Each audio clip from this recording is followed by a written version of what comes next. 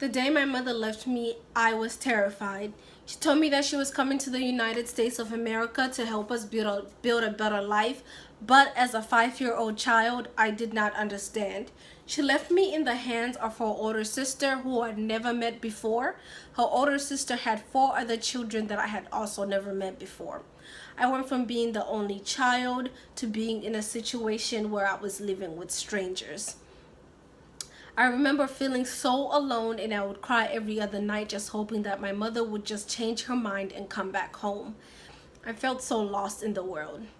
As time went on by, I started to adapt to the situation, and I started to adapt to the living arrangement that I was in.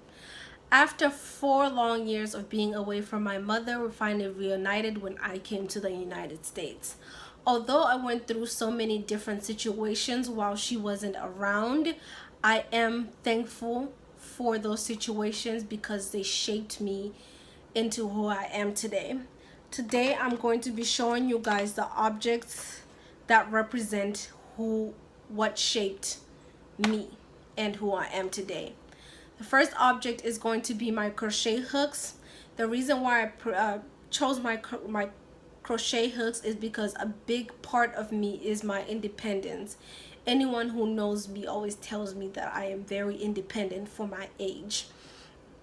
The reason why I picked the crochet hooks is because while my mother was away from me, I got to adapt to a situation that I had never been before. So I had to learn to do things for myself, and I basically had to learn how to find myself. My grandmother taught me how to crochet when I was about 5 years old, and I kept that skill ever since that time. These crochet hooks represent my independence because they taught me my creativity. Until this very day, I use these crochet hooks, and they have actually helped me generate an income. The second object that I'm going to be using is going to be some roses. The reason why I put roses is because they are beautiful but yet delicate. As though I am a very independent and strong person, and I show that to the outside world, sometimes when I am hurt, I do tend to break down behind closed doors.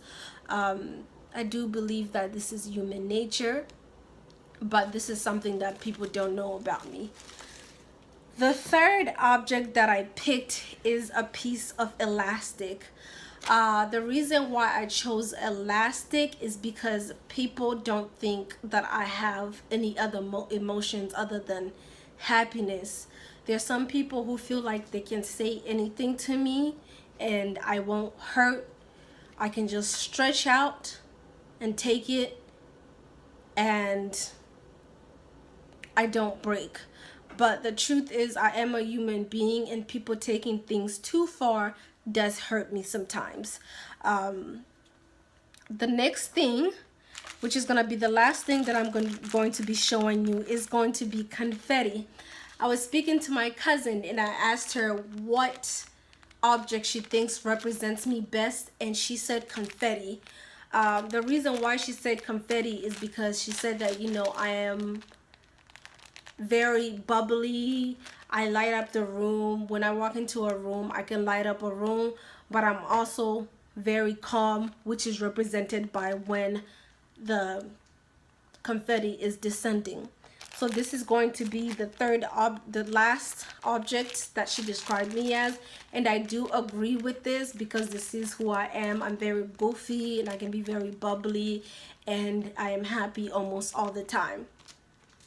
After doing this project, I learned a lot of things that I never thought about myself, and the flowers, the elastic, the confetti, and the crochet hooks help that. The most important trait to me is going to be my independence, because that's just the best thing that has happened to me. I'm very thankful for everything that I've been through, because if it wasn't for my mother leaving me in Zimbabwe, I would never know. I probably wouldn't be who I am today.